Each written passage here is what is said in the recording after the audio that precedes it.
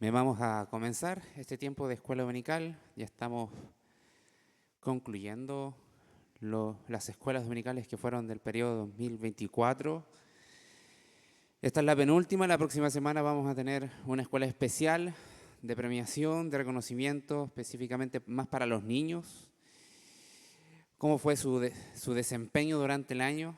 Y quizás tengamos alguna sorpresa para los adultos, así que tengamos a bien participar la próxima semana. Vamos a ver cómo nos portamos los grandes. Quizás los niños nos sacan ventajas, pero eso es un aviso importante a considerar la próxima semana. Así que sería bonito tener la mayor participación posible. Es necesario y lo necesitamos. Así que vamos a comenzar este tiempo en oración. Les invito a ponerse en pie. Y vamos a orar. Padre, en el glorioso nombre de Jesús, te alabamos, te bendecimos porque tú eres bueno. Tu misericordia es eterna, tú nos sostienes día tras día, tú nos guardas en nuestras entradas y nuestras salidas. Tú eres quien dirige nuestras vidas, Señor, y por sobre todas las cosas, tú eres quien nos guía hacia ti. Oramos, Dios, en este tiempo para que podamos tener una buena disposición de nuestra mente, nuestro corazón, con el ánimo de aprender de lo que tu palabra nos pueda estar enseñando y de lo que tu palabra nos pueda estar guiando a entender hoy. Oramos, Dios, para que nuestros corazones sean transformados y humillados delante de la presencia del Dios Todopoderoso que nos recibió en amor. Padre, en esta hora queremos adorarte, exaltarte y bendice a cada uno de los presentes, también a las maestras presentes, y que todo lo que se pueda hacer sea para tu gloria, conforme al poder que opera en nosotros, que es por medio de tu Espíritu Santo que mora en nosotros. Oramos, Dios, en el glorioso nombre de Jesús. Amén. En esa misma postura vamos a estar leyendo el Salmo 1. Siempre es importante recordar el Salmo 1. Y dice así: Bienaventurado el varón que no anduvo en consejo de malos, ni estuvo en camino de pecadores, ni en silla de escarnecedores se ha sentado, sino que en la ley de Jehová está su delicia, y en su ley medita de día y de noche. Será como árbol plantado junto a corrientes de aguas, que da su fruto en su tiempo y su hoja no cae. Y todo lo que hace prosperará. No así los malos, que son como el tamo que arrebata el viento. Por tanto, no se levantarán los malos en el juicio, ni los pecadores en la congregación de los justos, porque Jehová conoce el camino de los justos, mas la senda de los malos perecerá. Confiamos en el Señor, que por medio de sus méritos nosotros somos contados como justos. Alabamos al Señor por eso. Pueden pasar las clases, dependiendo si pueden ser constituidas hoy.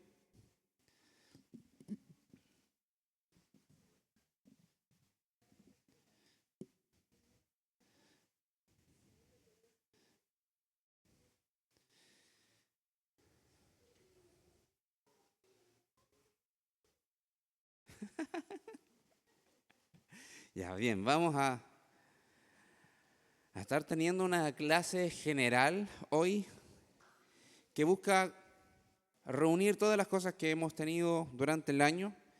Quizás no vamos a estar repasando punto por punto de todas las temáticas, de todas las series que expusimos, sino que vamos a estar recordando algo central y que le da sentido al por qué hacemos todas las cosas.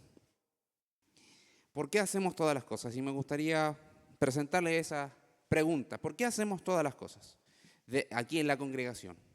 Y de hecho en nuestra vida particular, delante de la presencia de Dios. ¿Con qué fin lo hacemos? Por amor a Cristo. Muy bien, y eso lo podemos complementar con algo más. Nuestro amor a Cristo va a resultar ¿en qué? Hay un término, amar a los demás. Eso también es parte de amar a Dios, amar a los demás. Es como dos caras de una misma moneda. Hay un término general que debe regular todo lo que hacemos, incluyendo el amor. El amor resulta en eso también. Nosotros nos hemos congregado hoy para adorar. La adoración es central en todo lo que hacemos y en lo que dejamos de hacer también. Ahora, ¿cuán importante es la adoración y entender que nuestra vida debe estar centrada en la adoración? Es es algo que puede sostener nuestra vida o dejarla caer. Así de radical es el sentido de considerar la adoración en nuestra mente. De hecho, si no consideramos que nuestro servicio es un acto de adoración a Dios, se va a convertir en activismo. Si en nuestra mente, nuestra fidelidad a Dios por medio de sus mandatos, en dejar la inmoralidad y someternos a sus mandatos, si no consideramos que eso es un acto de adoración a Dios por medio de un sentir correcto, podemos caer en simple moralismo. La adoración es central en lo que hacemos y en lo que dejamos de hacer. Entonces, todo lo que vimos durante el año 2024 tiene un fin, y es llevarnos a que adoremos mejor al Señor. Si eso no se consiguió, hermanos, tenemos un problema. Tenemos que pasar de nuevo el contenido o invitarnos a todos nosotros a que nos arrepintamos. Entonces hoy día vamos a comprender la importancia de saber lo que es la adoración, sus términos básicos y que Dios la demanda de todo creyente. No es opcional la adoración. No es si es que hoy día desperté con ánimo de adorar. No es que hoy día quiero levantar mi mano y decir, Señor, tú eres santo. O simplemente quiero obedecer calladito la palabra del Señor. No, no es opcional. Si eres creyente, tú eres alguien que debe de adorar a Dios. Y vamos a entender lo que vemos ahí adelante, la prioridad del creyente o de todo cristiano. Y vamos a ver algunas cositas. Lo primero que vamos a entender es lo que podemos nosotros decir, que el ser humano siempre está frente a los mandamientos de Dios que demandan adoración. Y esto ya es un problema. ¿Por qué es un problema? Porque el ser humano por naturaleza adora a Dios o está en rebelión contra Dios. Está en rebelión contra Dios. Entonces los mandamientos de Dios nos hacen ver que estamos sin fe en el Evangelio cuando nacemos, cuando crecemos, si es que no conocemos el Evangelio, estamos siendo rebeldes a esa adoración que los mandamientos de Dios están demandando. ¿Y por qué es un problema? Porque nosotros no podemos salir de esa condición, y esa condición la heredamos.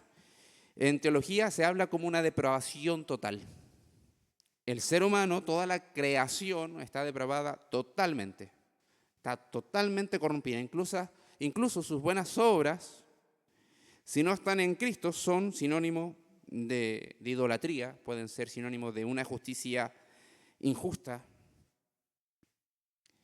Entonces, los seres humanos están frente a Dios, frente a los mandatos de Dios que demandan adoración, sin ser inconscientes o sin saltarse la condición de que por naturaleza vienen en depravación total.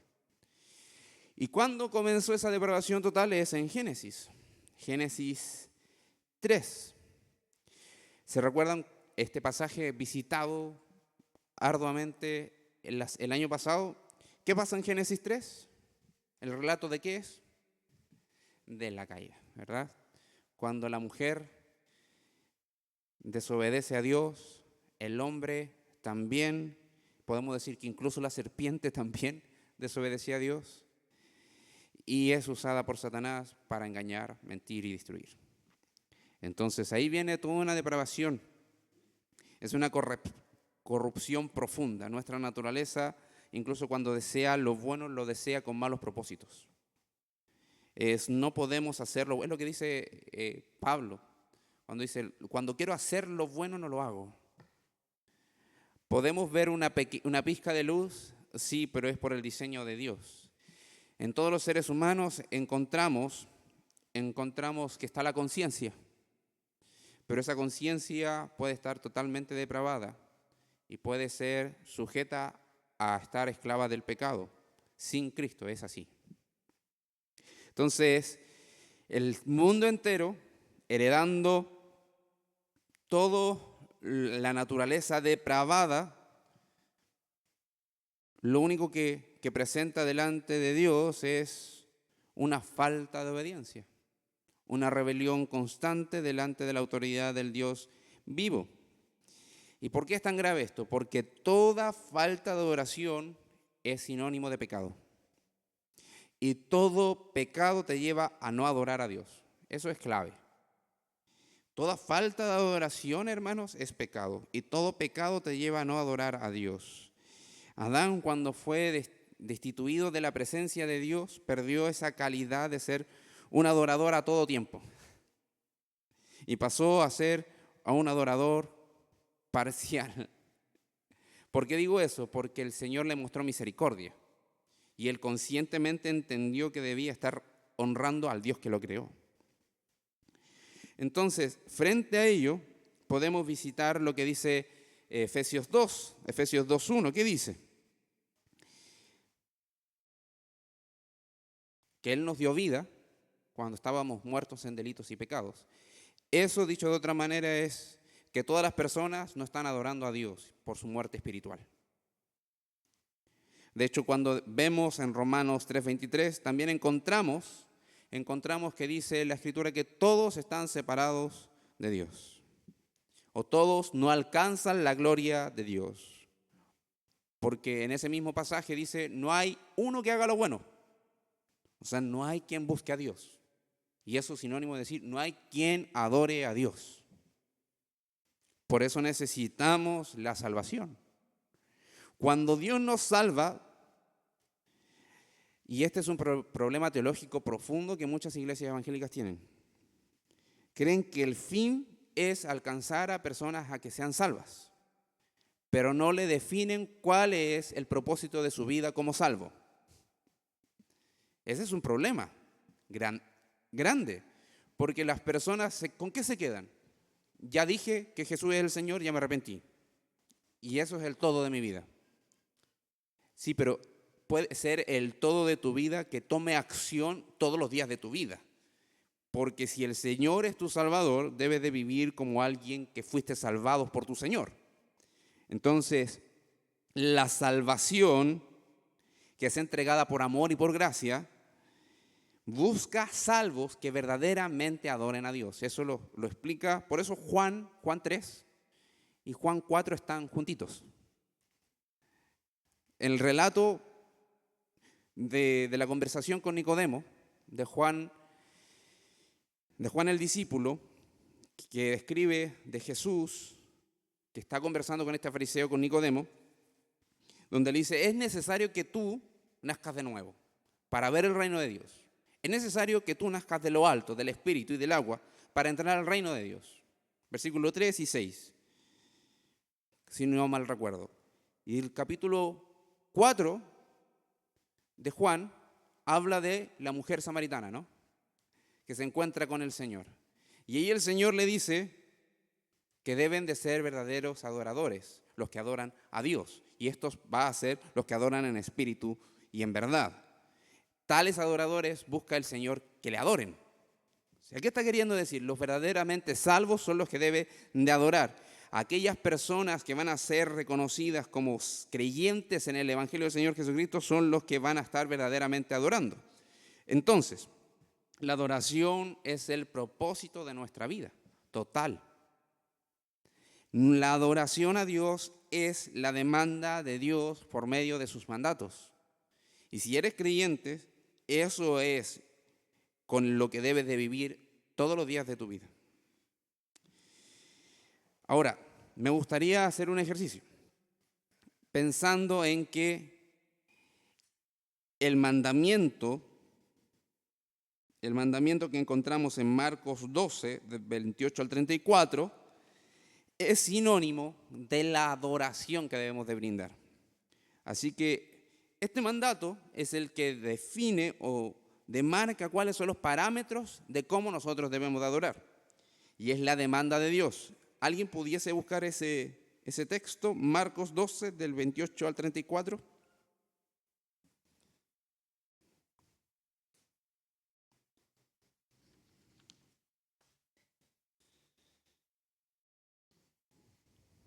Y darle lectura, por favor.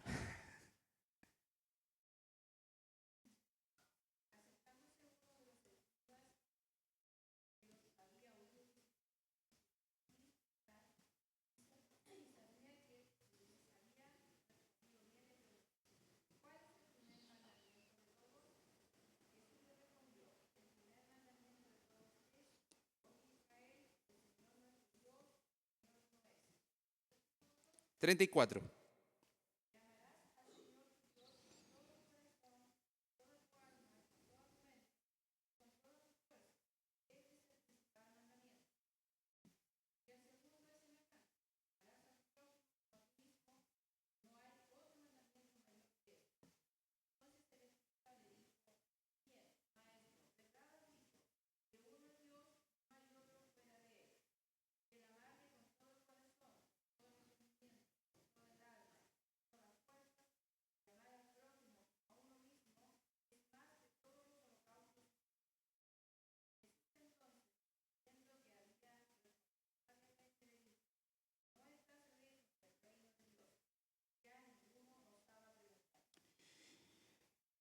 Este mandato define lo que es adorar.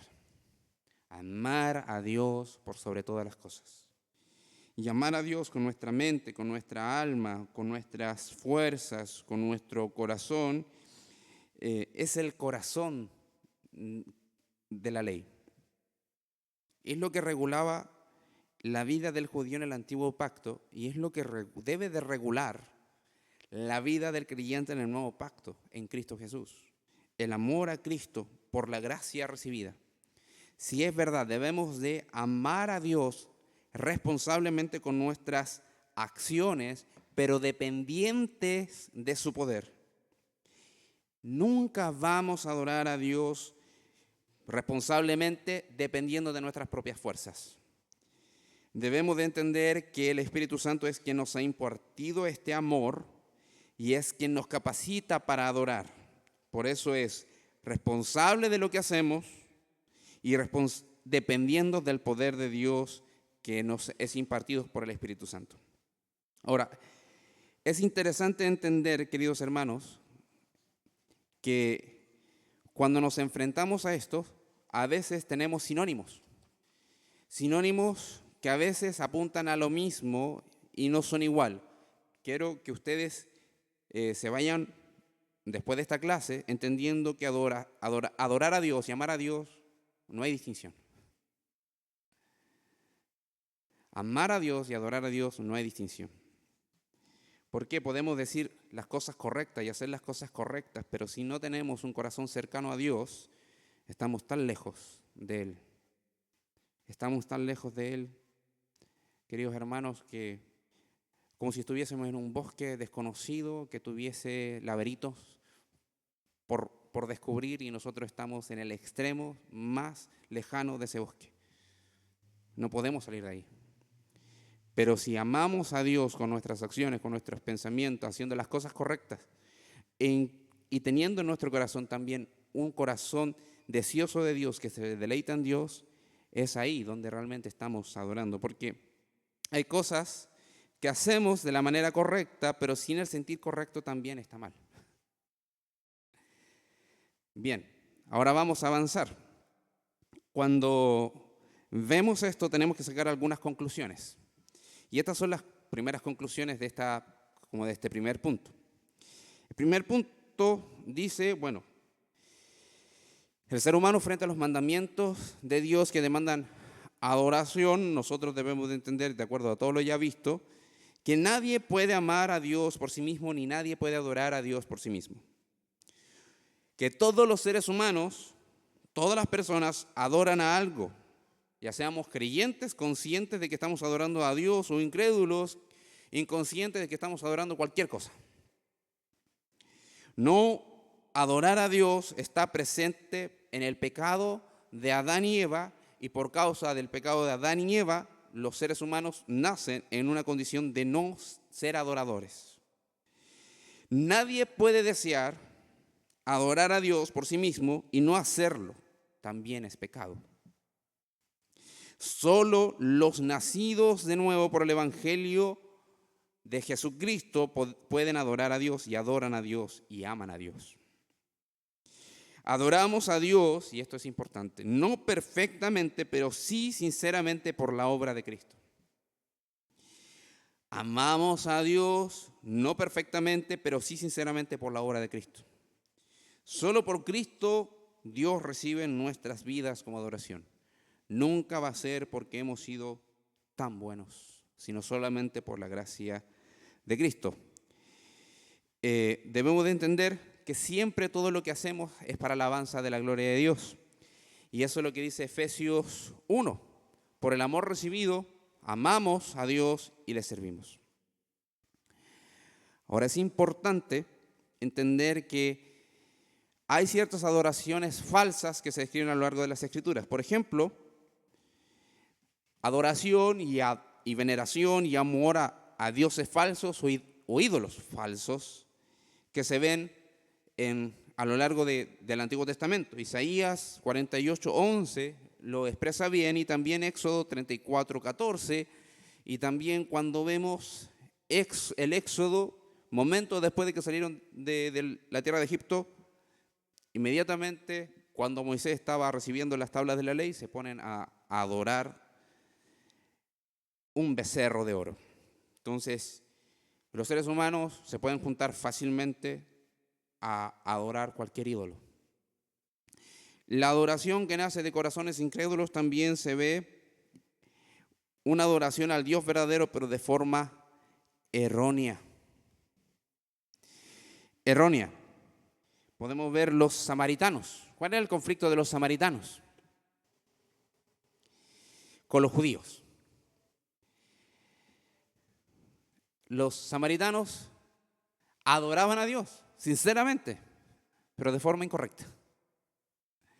Ellos hicieron, por causa de esta división que hubo en el periodo del reino, que se dividió por causa del pecado de David, de Salomón, de Roboam, se dividió, empezaron a tener dos como grandes localidades, un reino dividido, y los judíos quedaron reservándose para sí la excelencia de tener el templo en su tierra, los samaritanos extrañando eso, después con todo lo que pasó después con las invasiones de tierras ajenas, como imperios babilónicos, asirios, desarrollaron su deseo de amar a Dios, pero con formas erróneas. Construyeron un templo en un monte que Dios no le había dicho que construyeran, con los materiales que Dios no le había dicho que construyeran, pero querían adorar a Dios. Y por eso Jesús les dice a la mujer samaritana: ustedes adoran, pero adoran de una forma que no conocen. Los judíos adoramos, sí, pero adoramos como nosotros, porque sabemos bien cómo adoramos y a quién adoramos.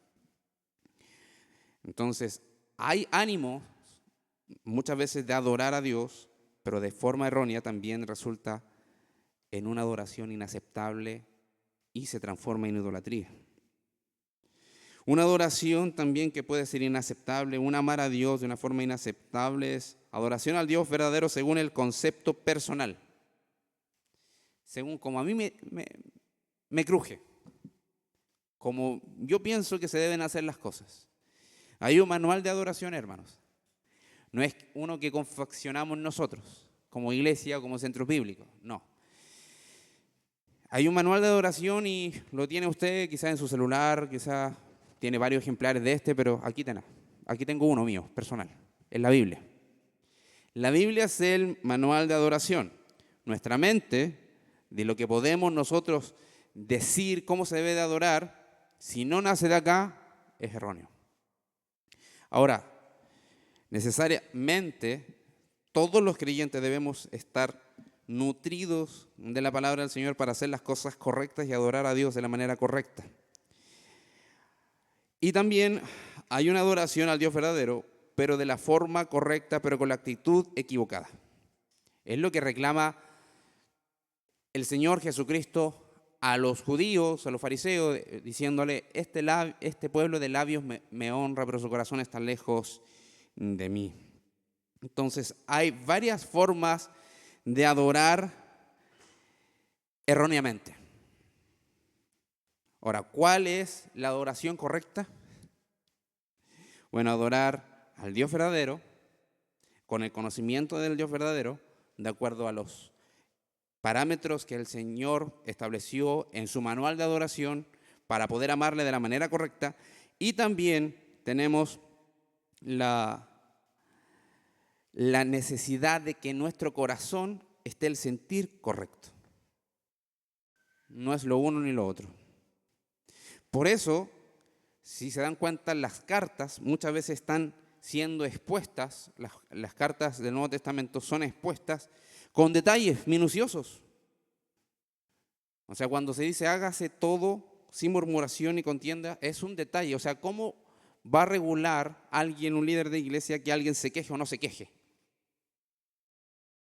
Pero no es labor del líder, es una responsabilidad del creyente que se está quejando delante de Dios. Entonces son cosas importantes que nosotros debemos entender. Cuando venimos a servir a Dios, es fundamental que así lo procesemos.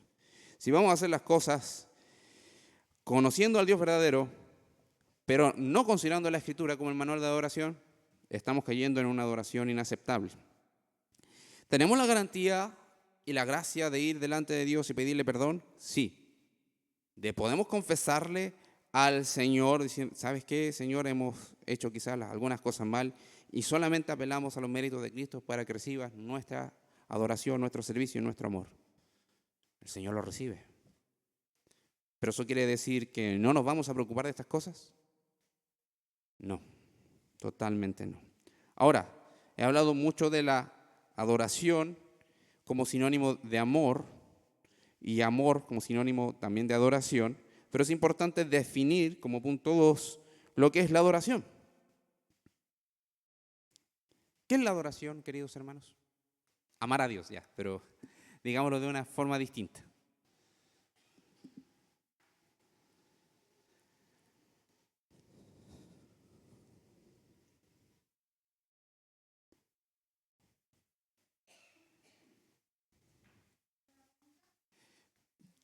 ¿Cómo podemos definir adoración?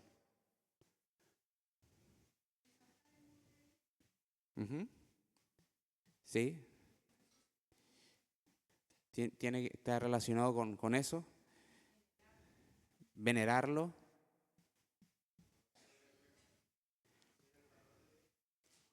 Reconocer el valor. Mostrar reverencia, respeto. ¿Alguien más quiere decir algo? Conversar con Él. ¿Sí? Tener la disposición de reconocerlo como alguien que debe de guiar nuestra alma, sostener nuestra alma. Bien, yo puse una definición un poco desabrida. Dice, rendir honor y veneración dirigida a Dios. Eso es. Rendir honor y veneración dirigida a Dios. Y todo lo que se puede desprender de ahí.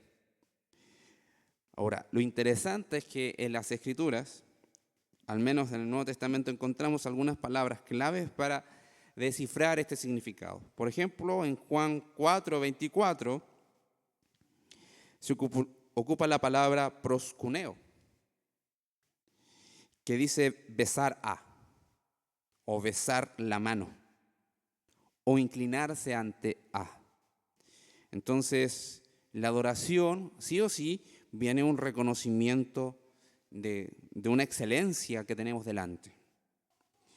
Luego, otra palabra que se ocupa tanto en Filipenses 3:3, que fue expuesto hace poco, hace como 3 semanas atrás, y Romanos 14:18 habla de letru o letro. No es francés, es griego, pero puede sonar un poco por mi mala pronunciación. Que es servir, servicio, homenajear. También hay una tercera palabra que se ocupa en Mateo 15:9, que es sebonai, es reverenciar con fuerte sentimiento de temor reverencial. Y eusebo, que es actuar piadosamente hacia alguien. Eso se ocupa en Hechos 17:23. Entonces, si podemos decir y considerar todas las cosas, englobar todo lo que se está diciendo acá, es mostrar afecto, mostrar que te importa la persona a la que tú quieres rendir un homenaje, es rendirle un servicio, es reverenciarle por su grandeza y es actuar piadosamente por causa de él con otros. Ahora, claramente lo que dijo la hermana no puedo pasarlo por alto. O sea, esto va a ser siempre cuando estemos juntos, pasando tiempo juntos con Dios. ¿Por qué? Porque la adoración muchas veces no solamente es pública, comienza en un área privada. La adoración comienza en un área profunda del corazón, donde solamente tú y el Señor se encuentran. Queridos hermanos, tenemos una dimensión externa, que es cómo nos vemos con los demás, cómo compartimos con los demás. Si tú tienes una comunión profunda con Dios en tu corazón, le oras, le cantas, lees su palabra, pero tratas de mala forma a los demás, hay una adoración defectuosa. No compensa, no hay un balance y eso está mal. Una dimensión de adorar externamente, cómo nos comportamos con otros. Romanos 14, del 13 al 18, más o menos, describe esto. Vamos a ese pasaje.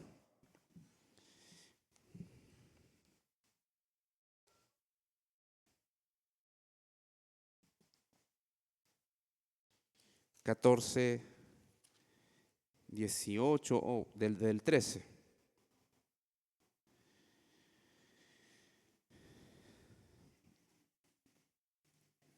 ¿Alguien pudiese darle lectura a este texto?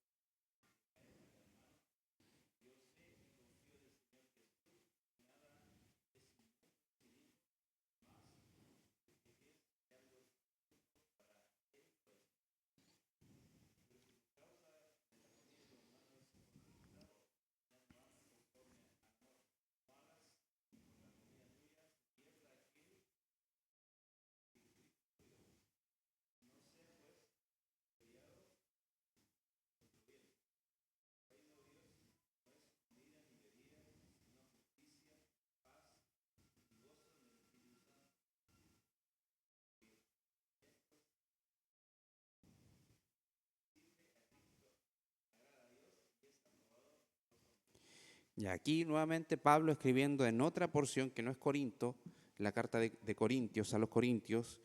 En Romanos también está hablando de que había muchos creyentes que por causa de algún alimento se están juzgando diciendo esa comida no es de Dios, esa bebida no es de Dios, eso no tiene que estar comiendo. Y los que decían tener la verdad orgullosamente, nosotros no somos el pueblo de Dios, nosotros conocemos a Cristo, entonces ustedes están mal y prácticamente son incrédulos y tenían una reacción déspota con los demás, orgullosas con los demás, pedantes con los demás. Y probablemente ellos tenían mucho conocimiento de Dios, pero su adoración externa estaba siendo afectada por cómo estaban tratando a los demás. Y de hecho ese es el llamado. No se hagan zancadillas, no se hagan tropezar los unos con los otros. Ámense. E incluso después exhorta la idea de, si vamos a corregir, hagámoslos en amor. Evangelismo, forma de adoración aceptable, también es importante a considerar como se ve en Romanos 15, 16.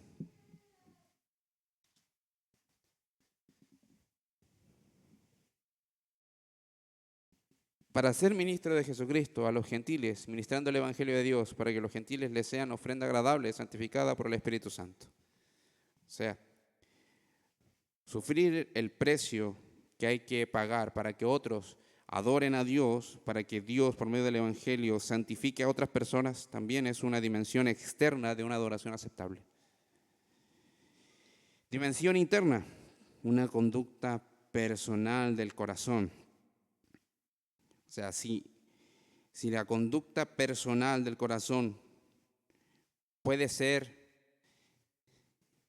que esté desviada, pero en el exterior a veces vemos apariencias. Y así también podemos tener una mala comprensión de lo que es la adoración. Efesios 5, 8 al 10.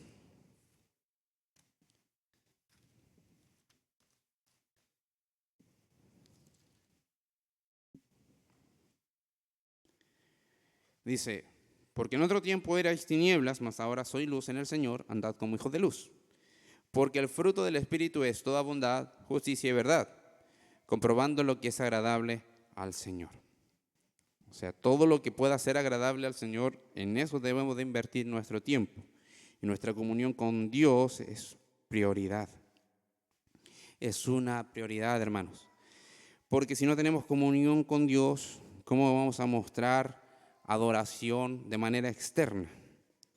No cuesta, o sea, no se concibe. Incluso cuando hay muy buenos aparentes adoradores, en algún momento eso se cae, en algún momento eso queda expuesto. Quizás no trágicamente, pero sí deja ver alguna necesidad del corazón. Y también tenemos una dimensión vertical de adoración, que es hacia Dios. Que es hacia Dios. Quizás cómo tratamos de manera externa con los demás, también es algo dirigido a Dios. Cómo nosotros estamos en nuestro corazón y tenemos esa comunión con el Señor en nuestro corazón, también es algo dirigido a Dios, pero hay un ofrecimiento directo a Dios de reconocimiento de sus grandezas.